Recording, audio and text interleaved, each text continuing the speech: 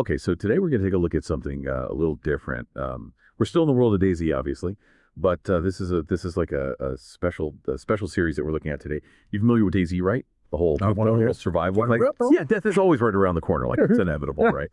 But in most DayZ games, even if you Yeah. kick the bucket, you just come right back. Yeah. Respawn, you're good to go.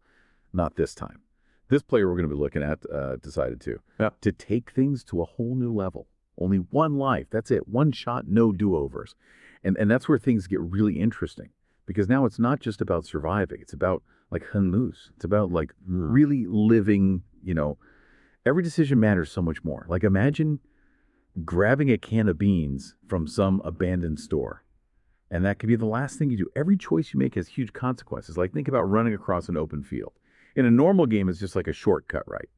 But here, it's a gamble. Like, are you going to make it, or is that going to be the? That's the kind of tension we're talking about. This is what makes this series so gripping. And it's not about just suffering in the game. It's about seeing what you can really do in DayZ.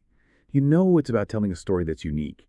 Knowing that this one digital life is all you got. It's about setting goals that go beyond just staying alive.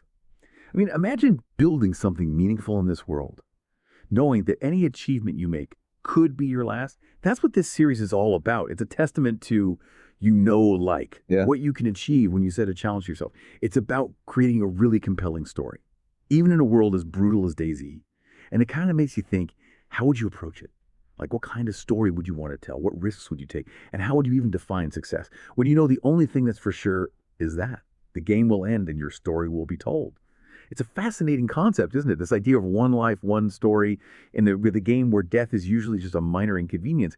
It really makes you think about the choices we make, even in the virtual world, and the potential for storytelling when you remove that safety net of respawning. It's like suddenly every action has weight. Every decision could be your last. I mean, think about it.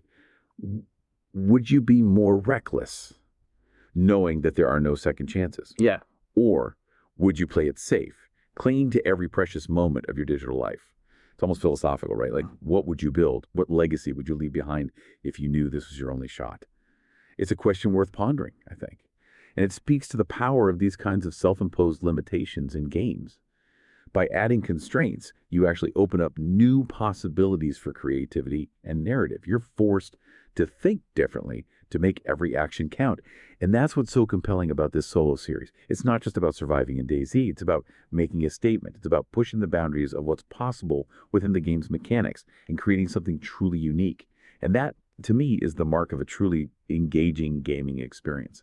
So next time you boot up DayZ, or any game for that matter, maybe give this a thought. What kind of story would you tell if you only had one life to live? What would be your defining moment? What would be your legacy? Something to think about. And on that note, we'll wrap up our deep dive for today. Until next time, keep exploring, keep questioning, and keep pushing the limits of your digital adventures. And remember, one life, one story, make it count.